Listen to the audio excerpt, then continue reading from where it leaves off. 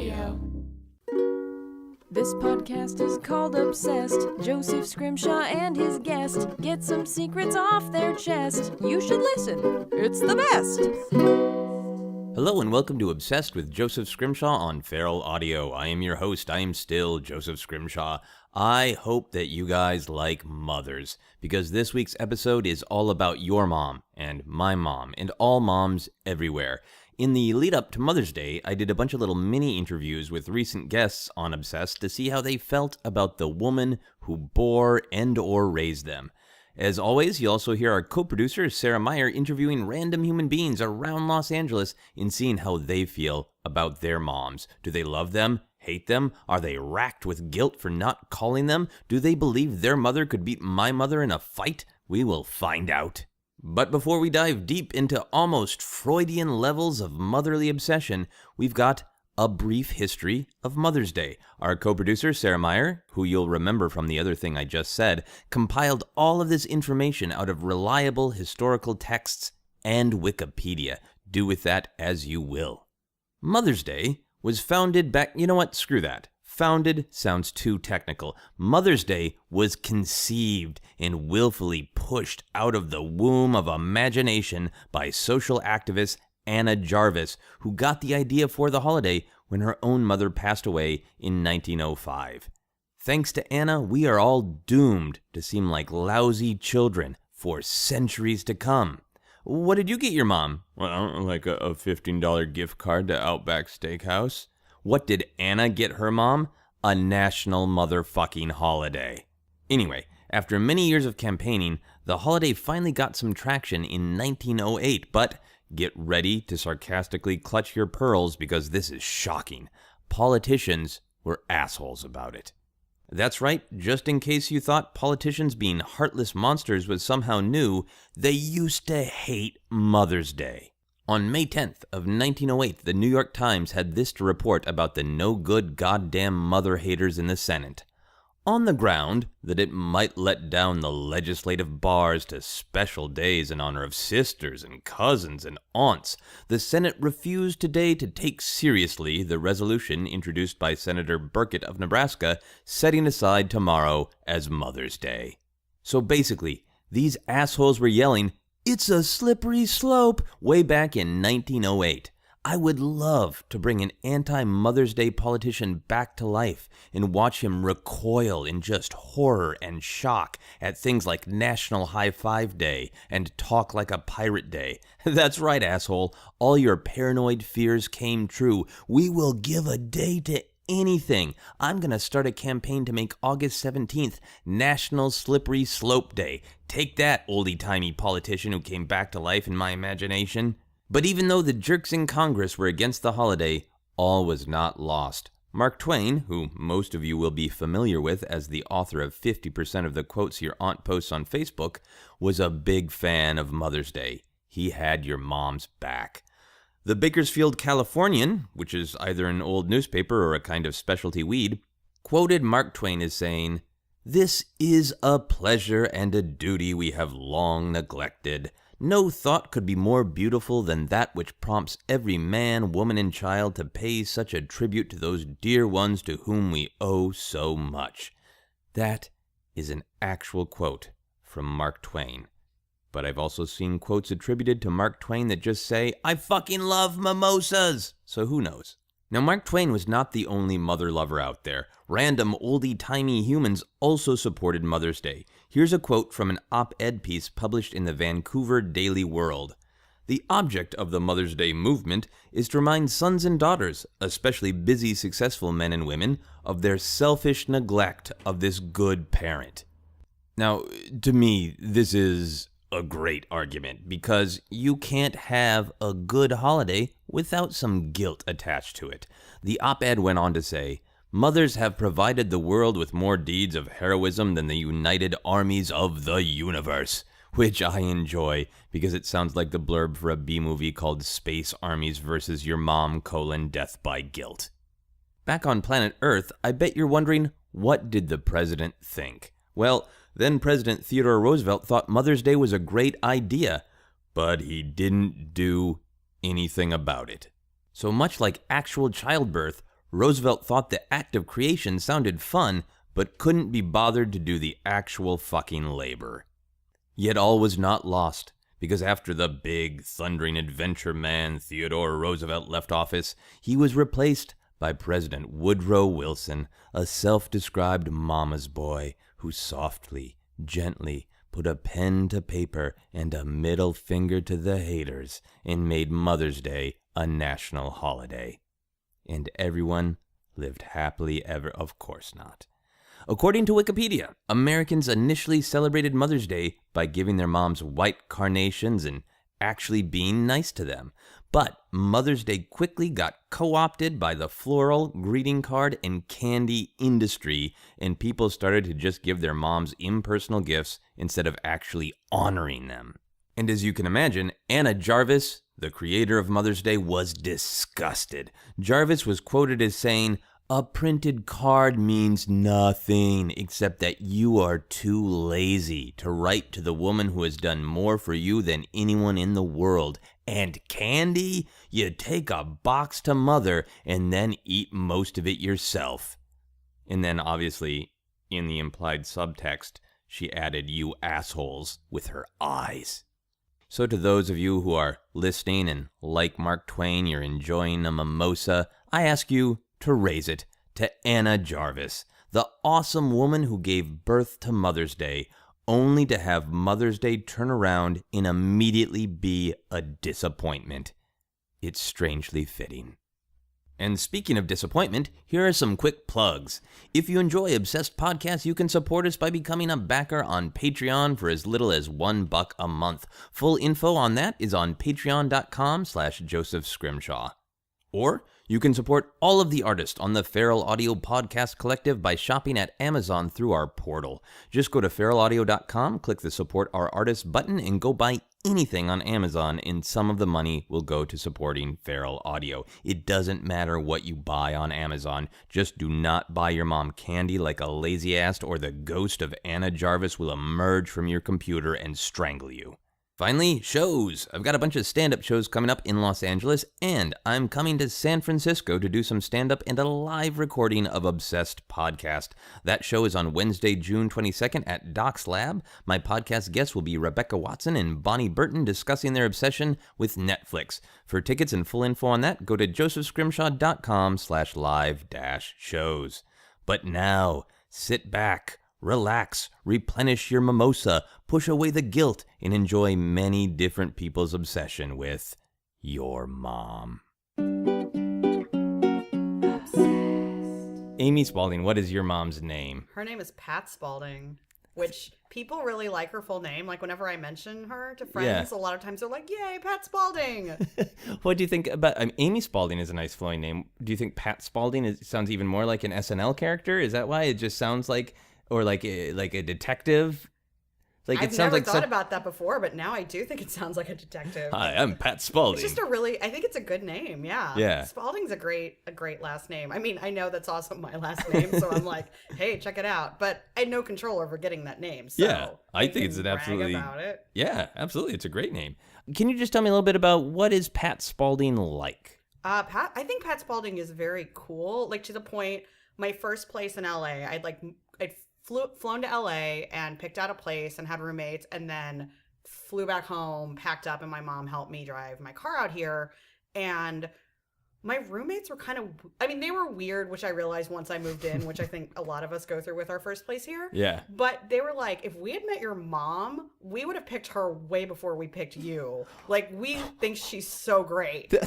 And I thought, well, I do think my mom is just one of those people who's like, just an interesting, nice, smart person. Yeah. And I think I'm those things, but I think I'm also like loud sometimes and I don't know, mean? I don't know. I feel like she's like me with the edges sanded off, and I got all the edges from my dad, maybe. Okay. Because he was an emotional, loud person, and I got all that from him. So you feel like Pat Spalding is a smooth, finished version of Amy Spalding? Yes, but it's like reverse. evolution. Like, it's not supposed to go back up the chain. Yeah, it's gone badly. Explain that, Darwin. You have a good relationship with your mom. She's a cool mom. Has she ever given you any bad or weird advice that you're like, Mom, that really led me down the wrong path? She doesn't really give me advice. She's really like very nurturing, more about like giving me pep talks and saying like, no, you're doing the right thing. Stick with it. I believe in you. But sometimes I think she doesn't realize she has a bias that she's my mom. And so I think one day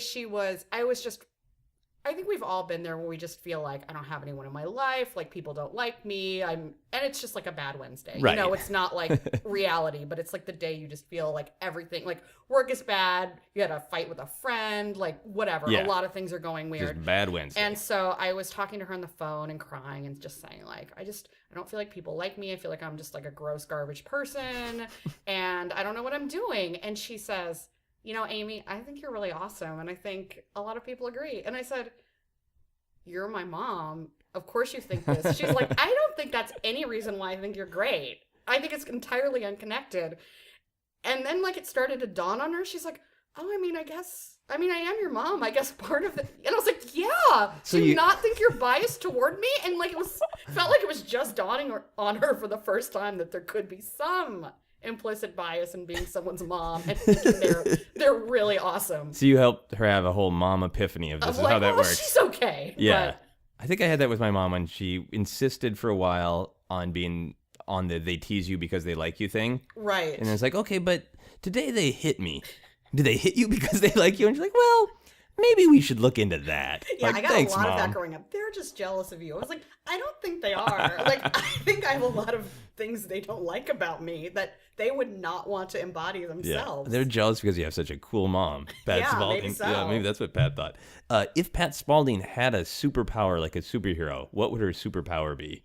Wait, is this one she'd want or like one that's embodying something already good about her? Either interpretation, whichever you feel is best. I feel like she would just get tasks done more often or more quickly. And I don't mean that she doesn't. I just feel like every day that I talk to her right now, she's getting her house ready to sell. Okay. And I can just tell it like stresses her out so much that there's so many things that have to take like multiple days to get done or like multiple appointments from a contractor. And I think if she could just like whoosh in and be like, the carpet's installed everywhere, she would love it. So her superpower would just be on task. Yeah, like on task, but like I guess beyond like human ability. Okay, yeah, beyond. Like, I'm not saying she's not getting things done. She's doing the best she can. But so like her superhero name would be like Taskmaster, and she would never be distracted from anything. Yes, she would love that. Cool. Does your mom know what a podcast is? Yes, because she listens to all the ones I do. Okay, so she will listen to this. That. Yeah, she will definitely listen to this. Thank you, Pat Spalding. I appreciate that.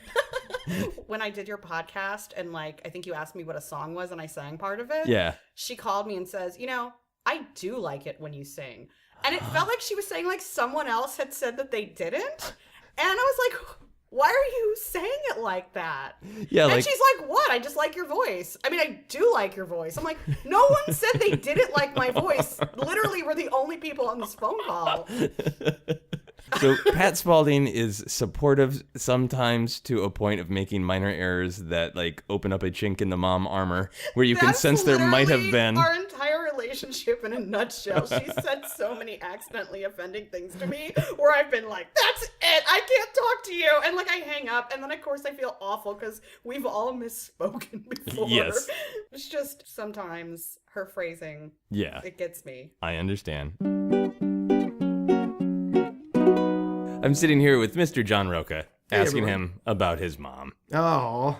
So what is your mom's full name, John? It's Nieves Julia Rosado Rocha. That is really, really awesome, and I'm not going to try to repeat it out of basic respect. Well, she goes by Julia. Julia. Yeah, she's been a hairdresser for 35 years. A hairdresser? Yeah, she's felt that Julia is the best way to go in this country because a lot of people have a hard time saying Nieves. Okay. Yeah. So is she still a hairdresser? Yes, actually, just doing about 3 days a week. Not that much. She had hip surgery recently. Okay.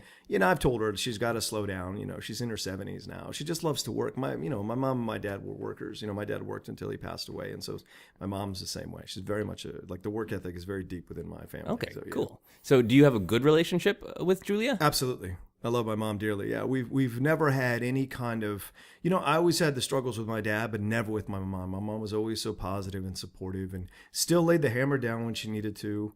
But always just always understood when I had pain or when I had issues, when I had stuff I had to work through. Okay. She's always great. And the thing is, I never thought I had a lot in common with my mom until my dad died.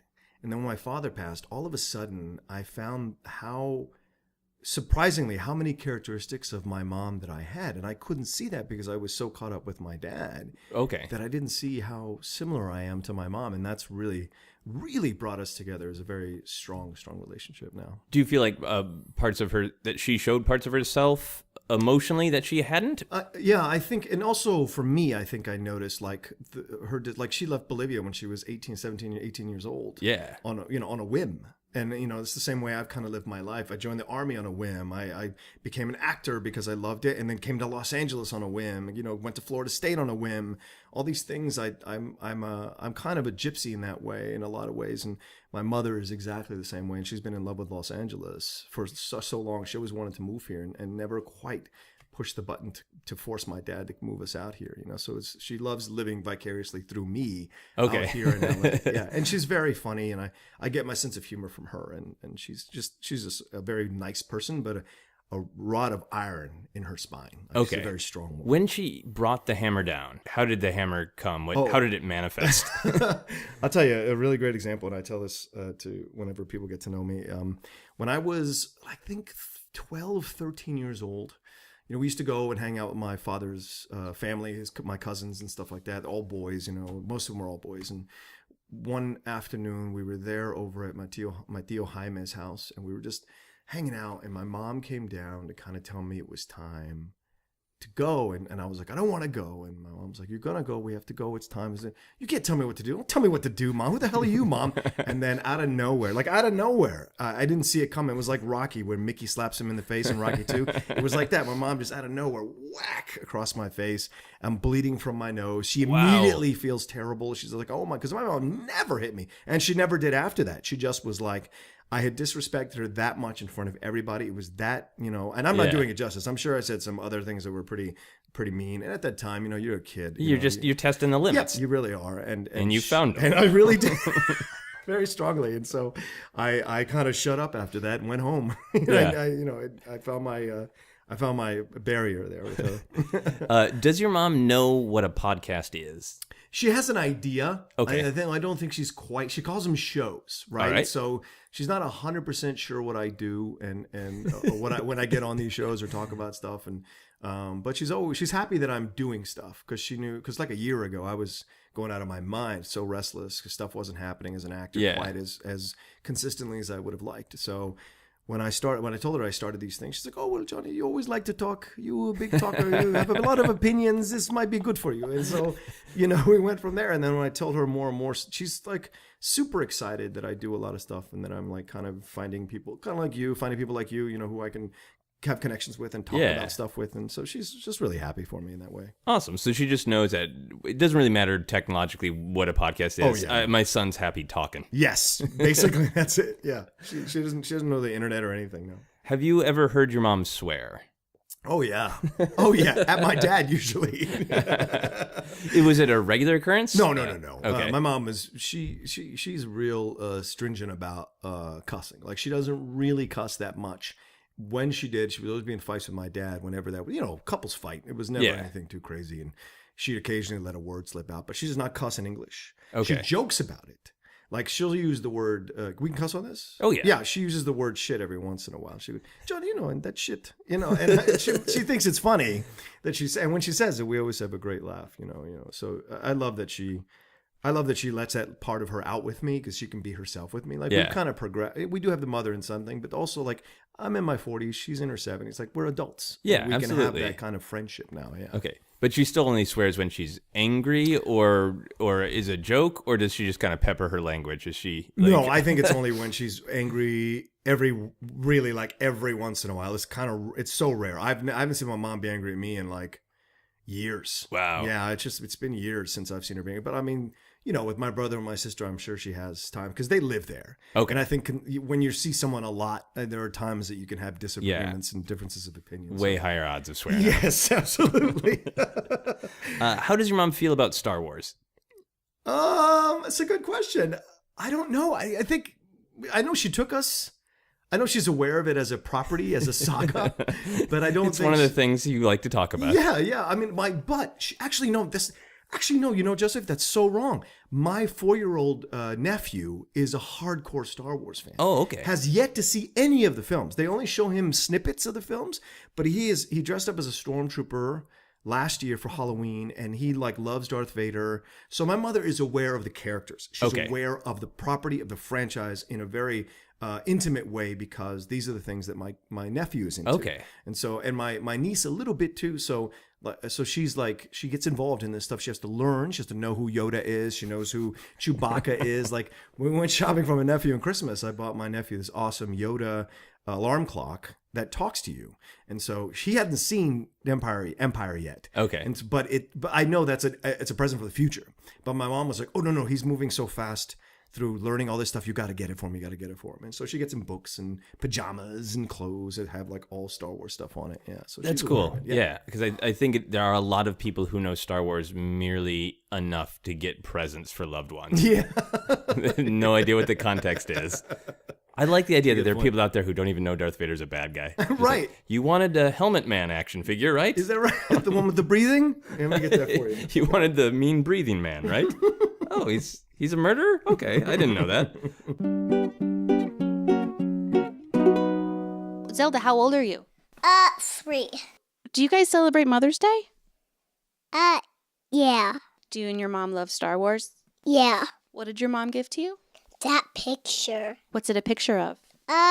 Ray and BB-8 and the ship. Did you see Star Wars with your mom? Yeah, it wasn't the same Star Wars that first came out. Zelda, who are you playing with right now? Mama. She's pretending to be different scary things in Star Wars. Let's shoot these lightsabers at her. Actually, that's your Hello Kitty lightsaber. My Hello Kitty lightsaber.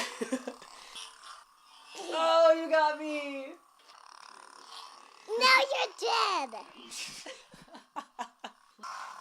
Yay, we did it. Yay. And now Daddy should be the monster. You're Darth Vader. Well, Zelda, I am your father. You're not my father. So you are Sarah Meyer. I am. You are the Well done. co-producer of the podcast. Is that correct? Yes, I am. I'm so proud of myself. Co-producer. Well, I would hope that you'd know that I'm the co-producer. You're here to talk about your mom, though, right? I am. Can you tell me your mom's full name? My mom's name is Martha Ruth Meyer. Oh, nice. But her maiden name's Swaggart, so she was Martha Ruth Swaggart. Did she use Ruth growing up? I think it was just one of those when she was in trouble things. Oh, You know, okay. Martha Ruth, But get inside. But like no. when your dad met her, her name was Martha Swaggart. Swaggart. That sounds kind of badass, right? You Like think there so? goes Martha Swaggart. Martha Swaggart. Yeah. Because it sounds like swagger? I think because it sounds like Sounds like swagger. swagger. Yeah, and Martha, I think, can sound like a really traditional, sort of like safe, nice mom Yeah, from the yeah. 1930s, but also can sound kind of badass. Like, I Yeah. can believe that you'd get your ass kicked by a Yeah. Martha. And now Martha's a very important name in our culture because of Batman v Superman. Yes. Did you see Batman v Superman? I did not. So you know that the entire plot, spoiler warning, people listening, the entire plot hinges on both Batman and Superman's mothers being named Martha? I remember that from your bonus podcast about it. Yeah. But yeah, it didn't I think register. as a daughter of Martha, you owe it to yourself to go see Batman v Superman. So they have a bonding moment? It's the crux of the film. And really, I might be one of the few people that would understand what that's like. So yeah, okay. Yeah, I need you'll to see stand it. up in the theater and yell, daughter of I have a Martha." Martha too. My mom is also a Martha. Can I fight crime with you? Yeah. So do you have a good relationship with Martha Swaggart? Yes, I do. Yes, I do. What is the best or worst piece of advice she's ever given you? She gives lots of good advice. She gives my brother and I similar advice, but it doesn't always apply since he's Oh, 11 really? years younger than me, I think. 11 years? Yeah, he's a little guy. Well, he's taller. He's 6'1", and he's not little, but So he's she has my like little brother. one size fits all advice that she gives her children. Yeah. So is it general life advice, like be kind? It's or sort of whatever you're already doing is good. Keep doing what you're doing. You know what you do? It's good. Keep doing that. Is I there- think whenever we hang up the phone, her goodbye is always carry on or something like that. It's like, okay, yes. So I think her advice is just you already are doing whatever you're supposed to be doing. just follow Keep that path? doing it. Lay another My stone children. down in the path? Yeah. Is there ever a time where she was like, maybe don't carry on with that? No, I don't think so. Have you tested it? Have you said like, you know what, I'm really into heroin now? And she says, well, carry on. I think she would. I think she would say carry on. I think not- she would know that might lead to, some trouble, but that I would get back on. At least you'll have a really She would good know, story yeah. if you ever want to do the Yeah. Moth Story Slam. Carry on. Carry on. It will lead somewhere beautiful and special. So she's never given you bad advice. She's never given you advice where you've been like, I don't trust you, Mom. That makes no sense. I don't think so. I don't think so. She herself is very, very trusting. Okay. She would assume that she could just trust everybody and maybe you couldn't. Okay. And so maybe I would have learned not to take the advice of, yeah, everybody's nice. Just do whatever. Have you ever wanted her to give you more advice than carry on? Have you come to her with like an actual problem and said, I'm not sure what to do right now? And she No. says, well, carry on being indecisive. No, she would say carry on being indecisive. She would say, I don't know, you know. Cool. Does your mom know what a podcast is? Yeah.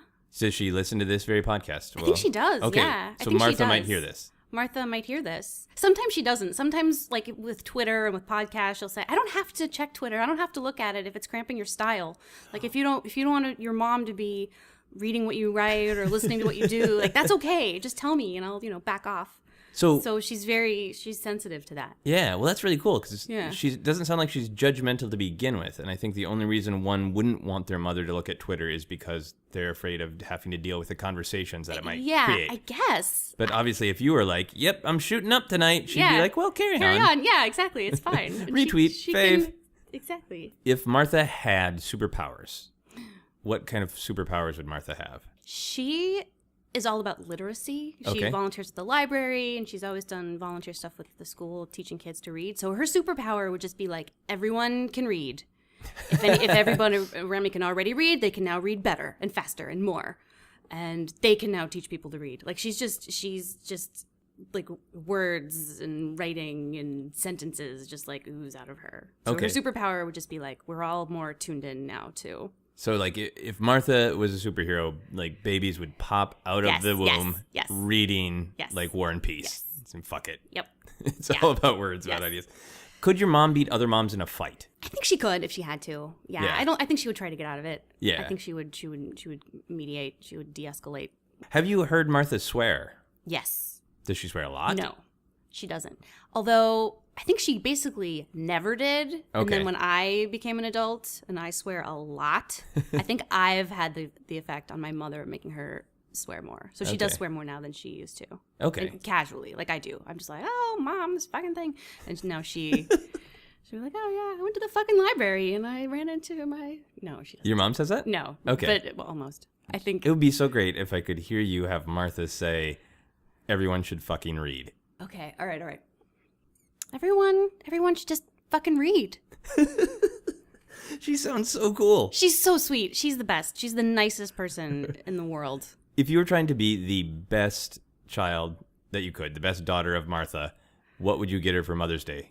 God, she hates getting presents. She's one of those things like, don't get me anything. Don't. Okay. So the only thing I can ever think to give her is something that'll, that's ephemeral, with, like perfume or something you can eat or a ticket to somewhere that'll go away and then never, Right, she won't have something to that'll deal with go it away and anymore. won't clutter So- reality. Yeah, Yeah. so something that wouldn't clutter reality. Something you would just show her and then would instantly vanish. So just like any beautiful thing you could just put in front of her and say, here's a gift, and then it's gone. Would she like it if you flew home, gave her one hug, and then left? And that your hug's the gift. It's Yes, ephemeral. that would be perfect. That would be perfect. Would she be upset that you flew there just to hug her and then walked away? Or would she just be like, carry on? No, she'd like, carry on. That was cool. That was great. That was great. She's always sending like good vibes to me and my brother. She's always like, I'm thinking of you. I'm sending you good vibes. So that would just be a good vibe. That would just be like a literal. You literally sent her a good vibe. Yeah. Bam, hug. Okay, I'm gone. She would love that. She would love that. So, Kayla Kagan, what is your mom's name? Carolyn Solomon. Is that her? I feel like yes, that's her name. That's her full name? Is that Yes. so? Carolyn Solomon, and how does is Solomon your maiden name? Solomon's my middle name now, and it was my maiden name. Okay, cool. And she has her maiden name from her family as well. So she's actually Carolyn Levy Solomon. Okay, Levy. Yeah. Okay, interesting. Is that like Levy but said differently, or is it? It's like Levy, but not like Levy. No, it's a Jewish last name. And, Okay. Yeah. Cool. it's just Levy. Do you have a good relationship with your mom? Yeah, I do. I would say that we respect each other's differences and we're both adults. Yeah. So you have had disagreements in the past, and you've come to an understanding adult relationship. Is that what I'm hearing? No, I think we actually have gotten along really well throughout, but I think just being an election year, maybe we have differences. Oh, okay. So I think, but we have agreed not to talk about politics this year. So. Okay. Do you know how she's voting? I know the party she's voting in. I don't know who she will vote for. Okay. Interesting. And it's not the same party that I will be voting for. I think most people listening to this podcast can probably guess the parties we're talking about. Yeah. Are you going to intervene if it's Trump? If it's like normal, run-of-the-mill Republican that you disagree with, is that okay? You can let that go, but then Trump, you feel like I need to say something to my mom. I feel like what I say to her is not going to make a difference to her about that. So I love her and I respect her differences. It's hard for me to keep my mouth shut to anyone about this stuff right now, but because of her, I will probably just sigh and accept that that's what's going to happen and look the other way as hard as I can. Do you get good advice from your mom? I have gotten very good advice from my mom. Is there any particular piece of advice that you remember? Actually, the thing that she used to repeat to me all the time when I was a kid is, whatever you do, be really good at it. Like, Okay. Just get really good at it. And I used to say sarcastically, well, what if I was a prostitute? And she'd say, be the best prostitute you can be. So I kind of always felt like, I don't know if it's like advice that's selfless advice or anything like that, but it definitely encouraged me to try and stick to things to get better at them. Yeah, instead of and dropping out of things that if it got too hard, I wanted to drop out of. So if you told your mom that you were on a podcast about moms, would she know how to find it? Would she want to find the it? link, she would find it right away. Okay. Like she would click on it and do what she needed to do to open it up. Okay, and would she want you to be the best podcast guest possible? Yes. Oh, yes. And then she would probably rip on other podcast guests. Like, he was nice, but she sounded tired. And... Have you ever heard your mom swear? Yes. A lot? Or just once? Oh, no. I mean, not once, but she doesn't do the rolling... Okay, the rolling swear? Person. Yeah. Yeah. Like, it wouldn't be multiple adjectives on it. She'd be like, oh, damn it. You know, like... Okay, so she picks one and lands. Yeah, and it really... Oh, no. If she's in traffic. Yeah, no, Okay. if she's in traffic in Houston, she will lose her mind. I forgot about that. Yeah, so I have heard her, and she can get pretty rough on the highways. Okay, so I'm going to ask you some questions about your mom, which is extra special because your mom is my mother-in-law. Yes, you looked at me as though you were asking if that's the right It's true. term, but that is the right That's term. the way it yeah. works, right? We were That's the way it married. works. You were We're my married. wife, Sarah Scrimshaw, Mm-hmm. and your mom is my mother-in-law. That is correct. No, I'm not asking questions about my mother-in-law. I'm asking questions about your mom. Got it. Do you think of them as two different people? No. All right, well, this will be interesting. What is your mom's full name? I just had to pause because you know how passwords always used to be like your mother's middle name, your father's middle name. And you your always got mom's locked out because you don't know your mom's name. I can't say that in public. Are you kidding? Everyone will get into everything. I don't think anything is my mom's. Is your mom's name password? Is that 1 1 1 2 3 4 5? My mother's full name right now. She is. Is she an international spy? She is married. Her name is Nancy Adele Stevenson. Excellent. And what was her maiden name? Zimmershed. Zimmershed. Do you feel that she traded up on last names? I know that she was excited to move up in the alphabet But I think also a little bit, actually, I shouldn't say that. I think that she had always felt like maybe she was going from a place of notoriety, being a Z, but she was not in her elementary school or high school, I don't remember which. She was not the last one because there was somebody who was like ZU or something. Okay, so she always felt like she was better than one person. Well, there's just something about like that, like, oh, you're an S.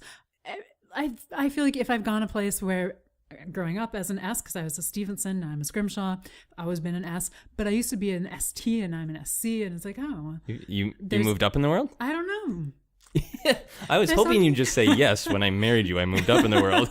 Well, yes, and I love the name Scrimshaw, so it's not. So yes. Yeah, so you moved up alphabetically at least. I did move up alphabetically. At that the is very the way the alphabet least. works. All right. Do you have a good relationship with your mother? I do. How would you describe your relationship with your mother? That's a horrible question. How is that a horrible question? That's not a gotcha question. I know. I just don't have a good answer for answer? it. We have a good relationship. We like each other, I think, as people. I think we like each other as the mother-daughter relationship. We have a lot of fun. We have good conversations. We can talk about serious things. We can talk about fun things. We can have code words for if days are going badly. What? This is the first I'm hearing of this. No, you've heard about them before. Oh, great. At least some of them. Okay, no. I'm going to push pause. What are the code words for days? If something that's been going on, things that are going on in like her life that I know, and she'll just like, it's been this kind of a day. I'm like, oh, I know what that means. It's like with anybody. Like a blue steel day or something like that? No. Okay, so you're not going to share your code. I'm not, no. Okay, so you don't want the world to get these codes. I don't. You don't want the world to have the access codes to your mom's check days. Up on my mother as though they're her daughter. I did not expect to have so many security issues talking to you about your mom. But fair enough. You don't want to say, that's fine. I do forget things sometimes, so it's possible that I did know that you had code names for days. Well, not like code names like today's been a Ruby Tuesday. But just like, I don't know. So you have descriptive words for days. Like this was a real sea salt day, whatever that might mean. No, not even. Just kind of like we do have kind of a few codes. They're not even codes. They're just things from knowing each other. You're spies. You're just spies. Maybe. This is why you like Alias so much. You're a spy. Maybe. All right, I'll move on then. Answer this question. What is the best piece of advice your mom's ever given you? She's given me a lot of good advice, but I think also a lot of good examples. So not nice. words. Is that okay? Yeah. To live life, to enjoy it, and to enjoy the day-to-day, and not be always working toward the someday in the future I'll be able to enjoy it, but to actually enjoy what you're doing and the people that you're around. I feel like one of the lessons I have learned from her is a true enjoyment of the people that you fill your life with. Okay. So you can always have a good friend day. You can. To use That's what right. might be a code. If you're a spy, you need to have people you like around you. I had a good friend day. Has your mom given you a piece of weird advice? One of the things that my mother and I share is a love of dancing and a love of musical theater and being in shows together. So there has to be something weird from that. I learned early on that it was important to keep doing bridges to keep oneself flexible. Okay, so your mom taught you in good advice land to try to be happy in the moment, and then in weird advice, literally physically open your body. Maybe, yeah. Be a bridge. I mean, like she was always a health conscious person and would teach dance and is interested in dancing. And I'm sorry, Mom, if I'm not supposed to say this. She had an exercise routine that she would do that she had made a mixtape to that I don't know how long it was, but she would do when I was really little. And I think my brother too loved doing it with her. And I have really weird associations with small clips of certain pieces of music. But within that, I believe that she did a bridge, or else I had just learned how to do bridges at gymnastics or something. Bridges are just the bending over backwards, right? And you push yourself up so your weight is on your hands and your feet, right. Which are not words I should have had to think to remember what they were. But they're a thing that I think some of it is just how you're built. Some people can do them easily. Some people have a hard time with it. Yeah. Obviously, as you get older, I think that's a thing that goes away. And it's a thing that you may recall not that long ago. I was at the end of a long, stressful day, thought, I should do a bridge, and could barely do it. And that was very disturbing to me because I was stressed and tight and was like, oh no, I can't lose this thing that's almost like a base part of me, like being able to do a cartwheel. But then the next morning I could do it just fine. So it was more about the tiredness of the day. I think I know the answer to this. Does your mom know what a podcast is? Yes.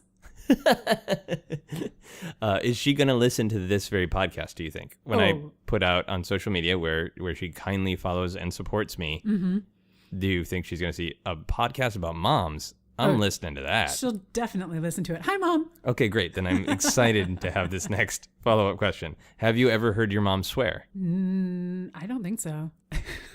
I think when I was little, I heard her say damn in reference to like a dam that's holding up water.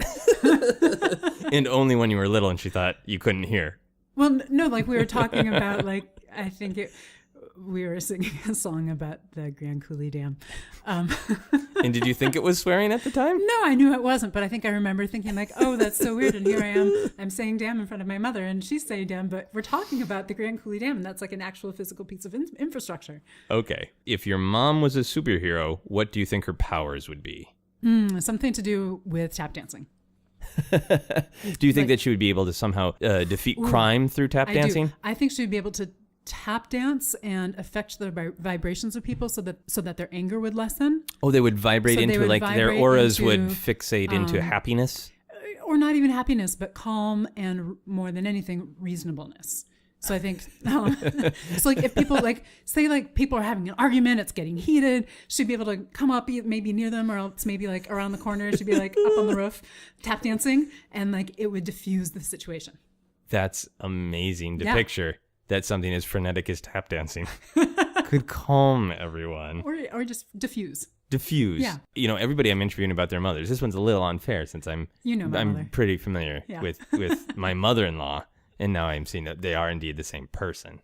She's not leading a double life. I actually have two mothers, one who's my mother and one who's your mother-in-law. Now I'm going to be suspicious that when she's tap dancing, it's Morse code for spy purposes that you are. How's your day?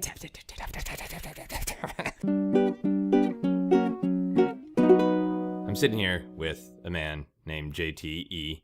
Yes, right? I am a man. You're a man. Your name is JTE. Josh, the engineer. Nice. Sometimes just JT. Sometimes Josh Tapia. Yeah. Can you tell me your mom's full name? Yes. Donna Lee Tapia.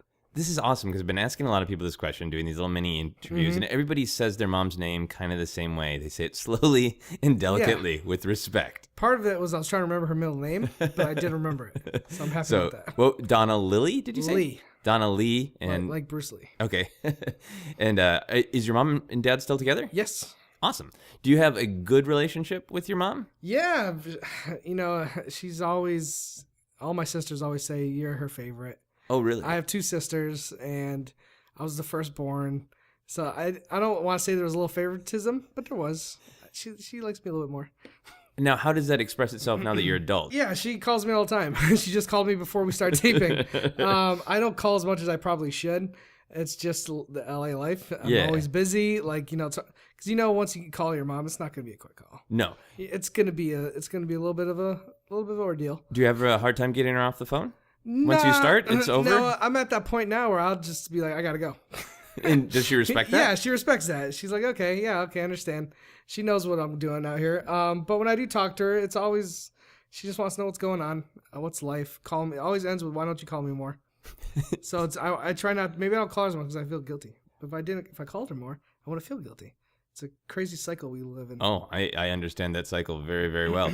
Does she know what a podcast is? She's actually fairly good at like following what I do. Okay. At first she didn't. Yeah, because you're in a niche pocket world, and the people who know it, it's huge, and there are huge numbers there. But in the kind of media world we live in, if you don't pay attention to that part of the media world, you don't know about this otherwise huge thing. Yeah, she told me like she won't really listen to it on iTunes or anything, but if I always try to make my podcast available on some form on YouTube, and that's where she'll go find it. Right. Sometimes she'll text me like, "What's the name? You know, what's the link?" or something like that. And she'll make my dad watch it.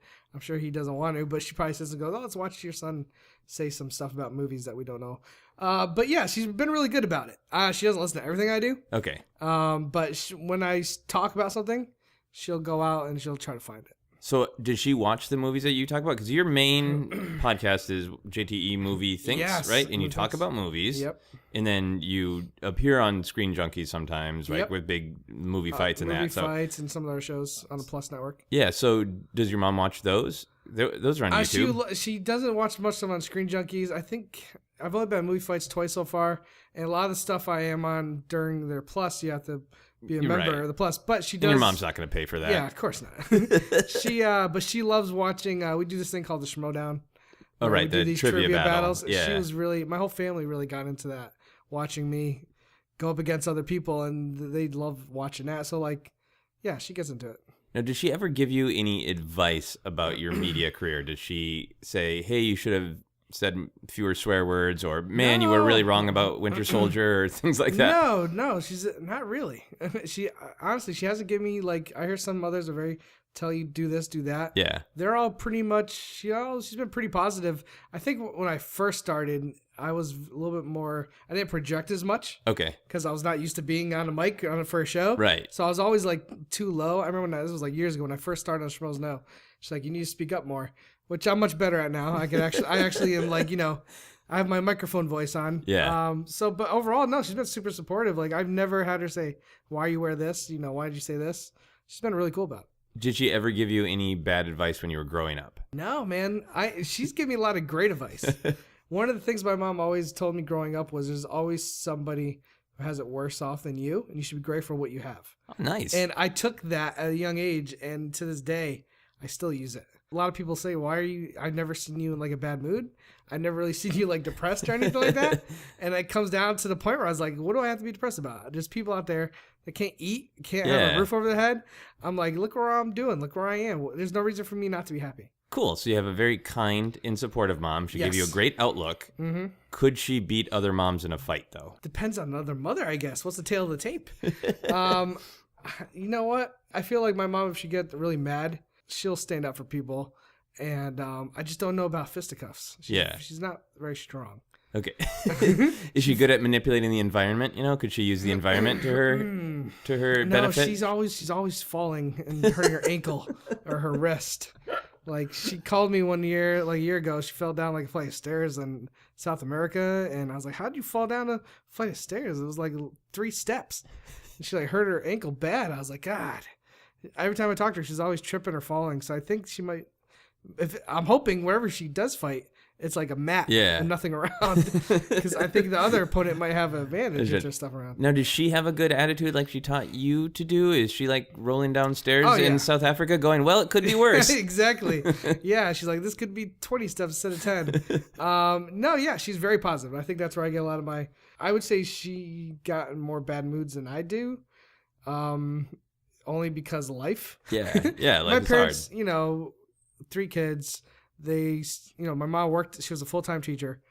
Okay. I think there were times where like the kids she taught were just the worst as kids in school could be. Yeah. And sometimes she'd be in bad moods and stuff. When it came to the serious stuff, like anything really bad happening, she was always very much positive. Cool. The little stuff is what would bother her, but it would only be for a short amount of time. Have you ever heard her swear? Does she swear? She doesn't swear very much. Very rarely. And I went to that, right in the middle of high school, after high school phase, where you just start swearing all the time. Like, I would be playing like Sega Genesis or NBA 2K on my PS1, and I'd be swearing like a sailor. And I'd be in my room with my friends playing games, and she would just yell, "Stop swearing!" And it got to the point where I didn't realize I was swearing. Okay. It was so second nature to me. You weren't even that upset, right? My swearing was never really out of anger. Okay. My swearing was just like, oh, I can't believe I missed that fucking shot. And my mom would just always be like, Josh, you swear so much. And it was like, really? I don't realize it. Maybe because Eminem was big at the time.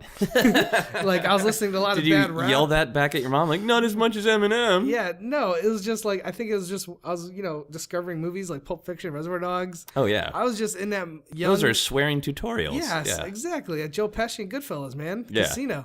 That's just the time I was in. I was young and immature, and I swore a lot. I don't do it as much now. Could you do an impression of your mom? Well, first of all, I'm horrible at impressions. She sounds like she doesn't have like an accent or anything. She's very vanilla when it comes to voice. Like, you just give it a shot. Have her say You're doing a very good job on Joseph's podcast. I listened to your podcast. You did a very good job.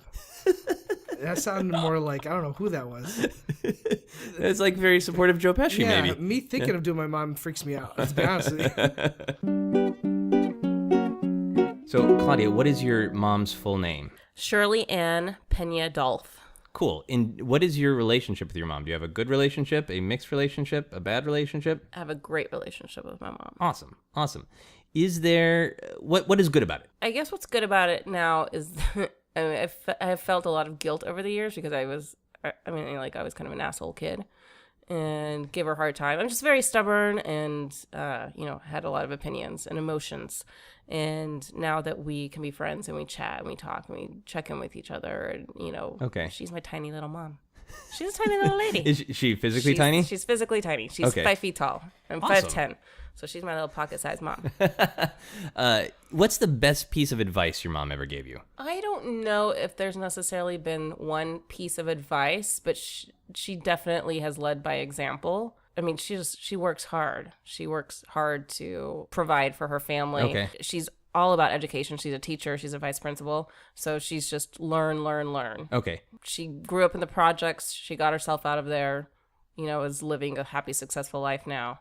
Yeah. Is there any specific example, any specific moment? You said you were an asshole kid and then you got better. Was there a moment in your adult life where you realized, oh, my mom kicks ass because of something she did? Yeah, I mean, I just realized, we didn't have a lot of money growing up, and I got to an age where I was able to go, oh, wow, she did an awful lot to provide for us. Like, we were always dancing. Okay. So there were things that she had to completely give up so we could have our dance classes.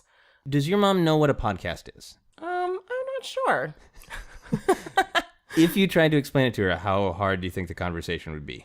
I don't think it'd be too hard. Part of her job is, as a vice principal, is that she has to constantly go to these different conferences. So whether it's on social media or how this works and how this works. So she's a pretty smart lady, and I don't know if she actually listens to any podcasts. Yeah. But, I don't think it would be too hard. But she'd grasp the concept. Yeah. Okay, good. Have you ever heard your mom swear? No. Oh, no. No. Now, why is she so not swearing? Well, she's very Christian and Okay. very conservative. And, she is an example. She doesn't want to cause anybody else to fall. So she, doesn't drink, doesn't swear. If I said crap, she would lose her mind. If you got to hear your mom swear, I love it. what word would you want to hear her swear? Even if she said just like, oh, shit, or something like that would be fantastic. Would you want anything to instigate it? Probably be something I would have done. That you had done? Yeah. You put your hand to your heart. Yeah. Like you would take real pride Yeah, in getting it your might be. mom to say, oh, shit. That's awesome. What's your mom's name? Tanya. What's she like? She's great, smart, beautiful, wonderful mom. The best thing about my mom is that whenever you spend time with her, you automatically leave being a better person. You can't not spend time with my mom without coming away better. If your mom was a superhero, what would her superpower be? Seeing through people. Her outfit would probably be with a pot of tea. So she would sit down with someone, give them some tea, and then see through them. They'd get predisposed to her. What would her superpower be? Probably closest thing I can think of is being some sort of ninja of some sort. So she still does taekwondo and so she still practices various kinds of martial arts. Does she have a mama bear instinct? Could she take another mom in a fight if she had to? No, not really. She's pretty small, so. Yeah. Oh, yeah. My mom is that mom where she's so kind and so sweet until you push her last button and then she's gone. Does she give good advice? She does. Yeah. What's the best advice she ever gave you? Put my marriage first and my kids after. When I bought my first car, she wouldn't let me drive it home. So she drove it home. So she put all the windows down and she cranked up this Christian rap music and she jammed all the way through down our Market Street. And it was so embarrassing. My mom, she's probably the greatest mom in the world. She always taught me to be independent, and so I thank her for that. And she's like, go do whatever the fuck you want, kid. But don't be stupid, okay? Do you celebrate Mother's Day? Yes. Does your mom ever make you laugh? Rarely.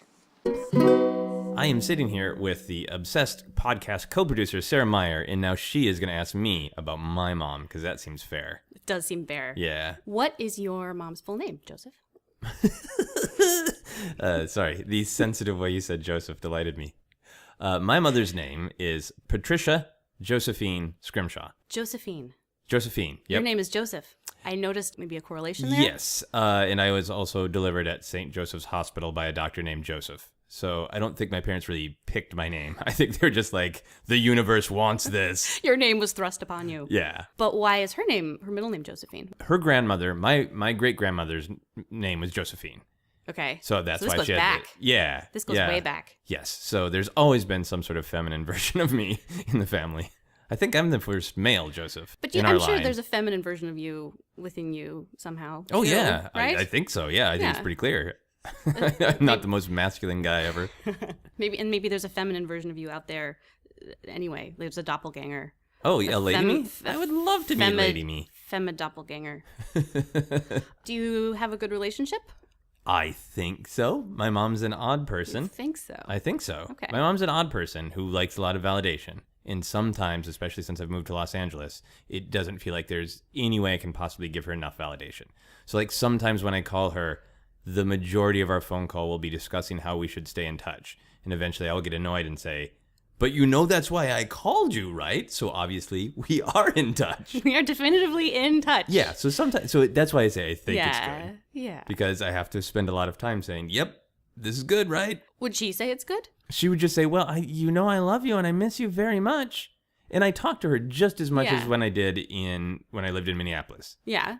I've lived in Los Angeles for 2 years now, and I've maybe seen her and my dad 2 or 3 times less than I would have had I still lived in the same city as them. So I don't actually see them less, and I call them more. So really, they traded up by me moving to Los Angeles. But let's role play for a second. You're your mom now. Okay, I'm my mom now.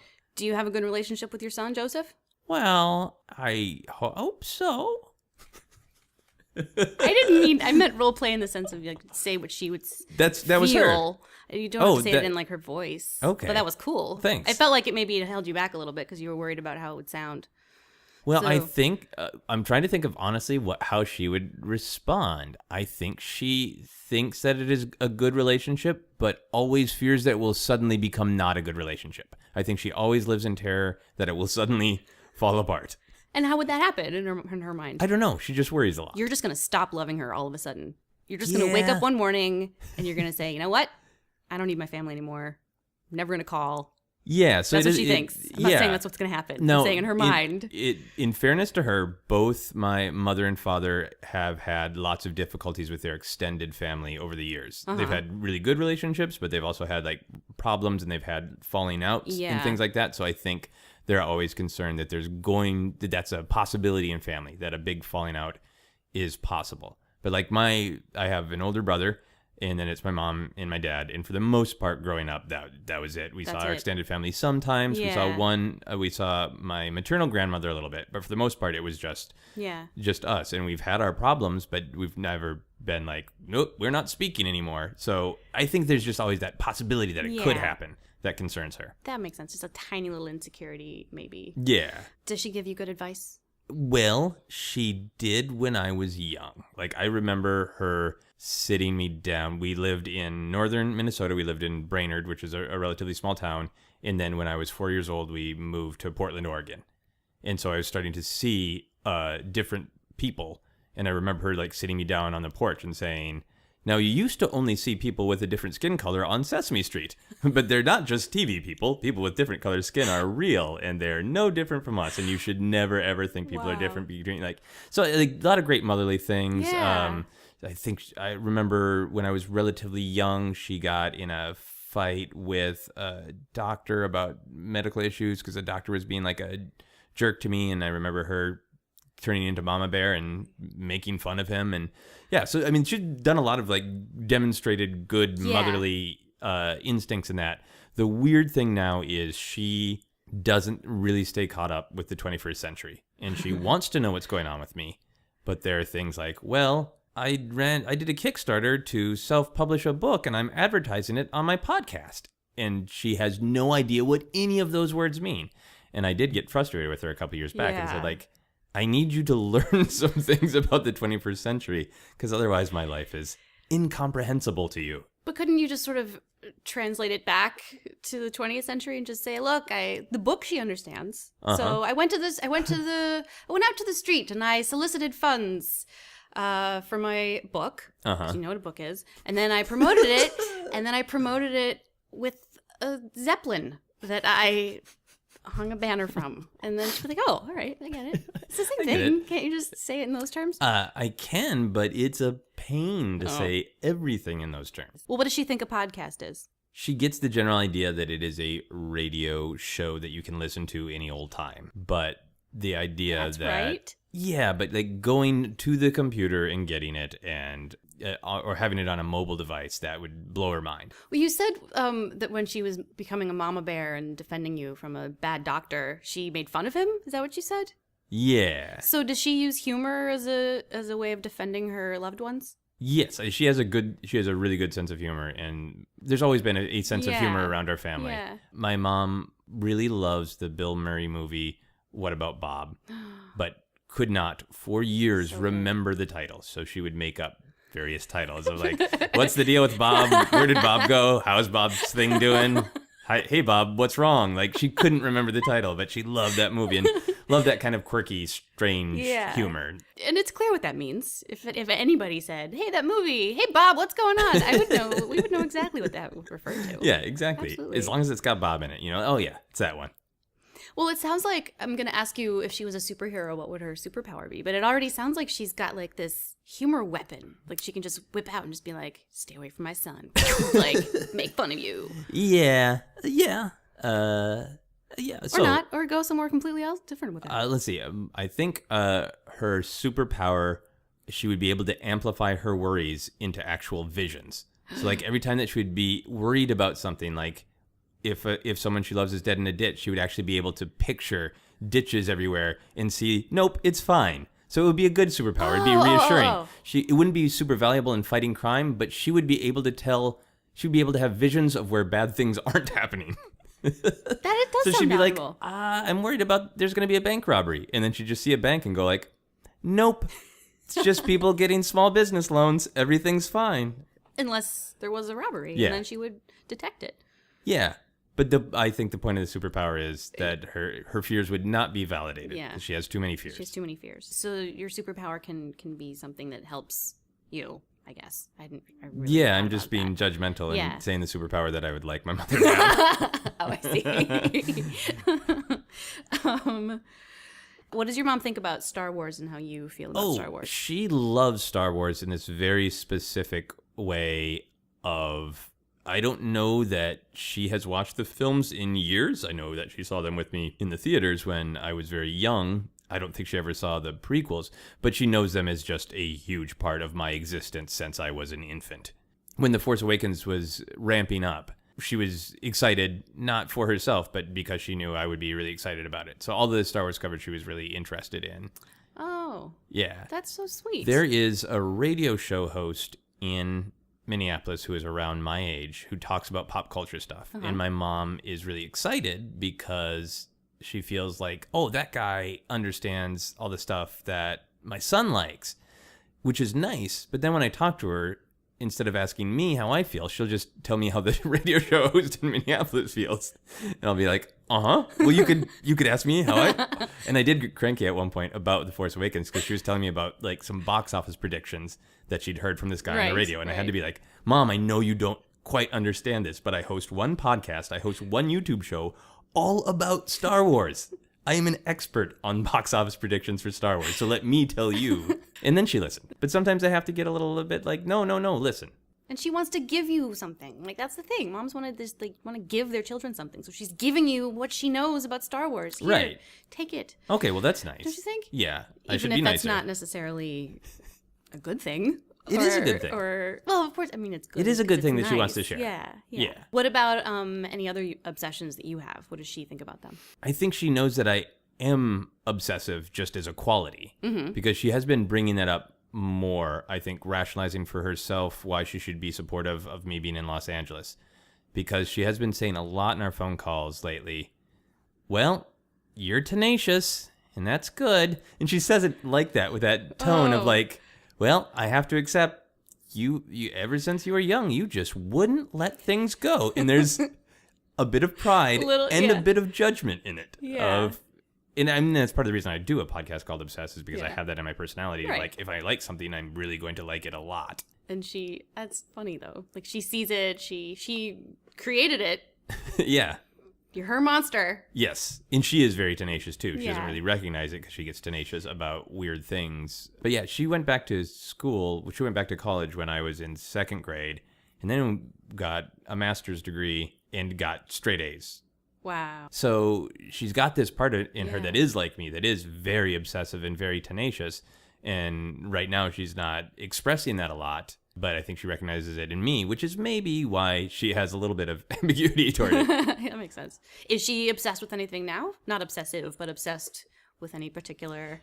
She gets obsessed with, like, her media friends. Like, back in the day, she got obsessed with the O.J. Simpson trial when that was being broadcast. And then she will latch on to specific radio show hosts. Yeah, and actually, now that I think about it, the way she liked media was obsessive. Like, I think now it is normal that you make media a part of your identity. Like, people have it in their Twitter bios. Like, this is part of who I am. I'm a plumber and I like Star Trek. That's who I am. Yeah. But I don't think it used to be that way. But when I was very young, she was like that about the sitcom All in the Family. Huh. Like, All in the Family was a part of who she is. Like, if I thought about my mom, I was like, well, she's this tall, she likes the color blue, and All in the Family. That's wow. So I hadn't really thought about it like that. But she was obsessive about media before it was cool. Was she Edith?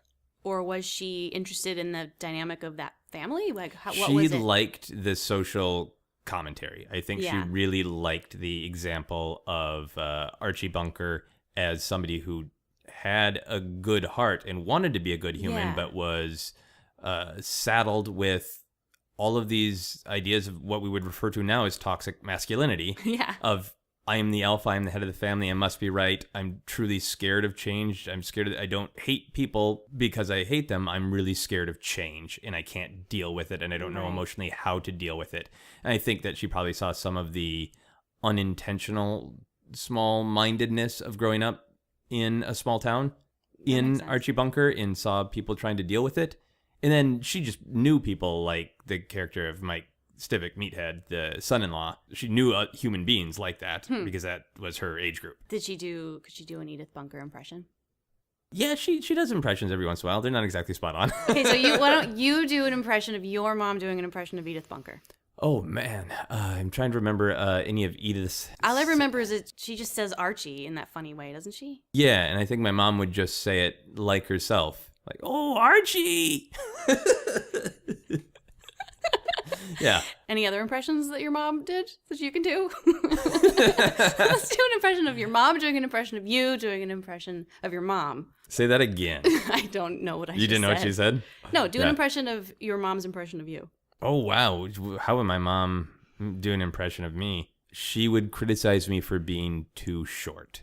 Not physically in height, but for being too clipped or angry in my speech. Because my mother does the Minnesota Goodbye. Do you know about the Minnesota Goodbye? I don't. Is that where you can just never actually say it? It's when you never actually leave. So, like, if you're at a party for 2 hours, about an hour in, somebody will start saying goodbye, and it will take them a full fucking hour to leave after the first goodbye. And many, many Minnesotans do it, and many Minnesotans are deeply annoyed by it. And she does it a little bit on the phone of where I will call and say, I need to leave to like go do a show in a half an hour. I have a hard out. 45 minutes ahead of that, I'll say like, well, I should start wrapping up. Yeah. And then if she doesn't let me go because she's still saying goodbye for a while, I will get short with her. And I think that's probably what she would make fun of me for being like, well, you don't have to be so clipped. You don't have to say, yep, I miss you too. So you did it. That was your impression of your mom doing. All right. An impression of me. Well yeah. done. Nailed it. Yeah. My mom would be proud, maybe. I'm sure she's proud. Oh, she is. She is. She's proud of me. Does she swear? If she swore, in a very typical Minnesotan fashion, she would hold it in for a little while, and then there would be a lovely little fountain of profanity. Like creative profanity, or just pretty efficient F-bombs and... Efficient. That's good. You don't want to waste time.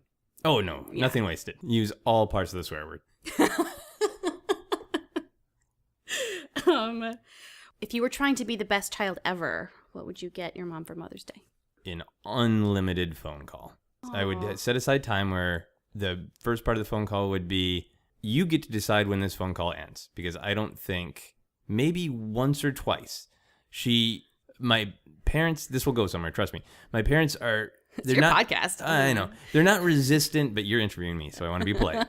My parents they're not resistant to change, they're just slow to adopt it, which is what the 21st century problem is. Yeah.